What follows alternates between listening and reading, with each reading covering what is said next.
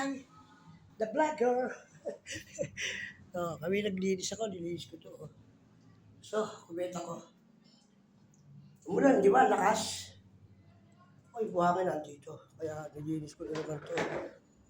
Yan, kasi misis ko naglaba. Oh, bumaliktad ka rin, ha? Tumulas yung ano mo. Huh. So, yan. Kaya naglaba siya, ako lang nga naglinis, guys. Napakaganda lang malinis kasi. Kapag ang bahay mo talagang namumulaklak sa kagandahan ng paglilinis. Yan. Kaya kahit napapawisan ako at ako'y mabaho, busy talaga ako dito pag ako'y tatapos ko mag-cellphone. Yan. Di ako katulad ng mga chismoso. Ayun. Ito, nawala, nabawasan. Pagpare ko na lang isa ron. Meron na doon. Meron doon, isa dulo. Maraming chismoso dyan. Okay, balikan na natin ang nakaraang mga tanim. Kamatis. Medyo musbong na. Palaya, ito.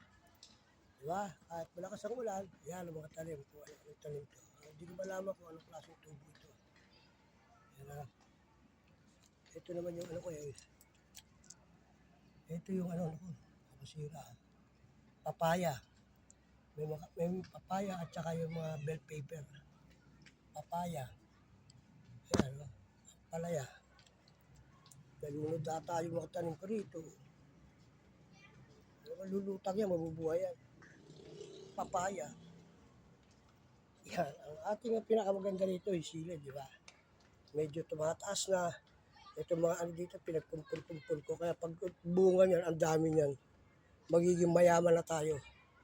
At hindi lang yan, guys. Ang kamatis, mataba yun. Yan, ganyan lang. Ang lilibangan natin dito. At itong aking kalabasa, yan, inilipat ko rito yun. Diba? Papasok dito yan, hindi lang makukuha yan. Gapang na yan eh. Pag gapang yan, lagyan ko na rito ng baging. Para mamunga siya ng parang sa bubog yan dito. Gapang. May bunga siya ng mga Yan. Diba? Yan ang kalabasa. Okay. Ito lang ang ating weekly report. Sa aking asawa naman, naglaba. Naglaba yung asawa ko eh. Yan o. Hindi niya naman pwede sampay dito yan. Ulan mamaya. Kaya malinis na ang bahay ko. Ang rooftop ko. Sinamantala ko dahil umulan. Okay.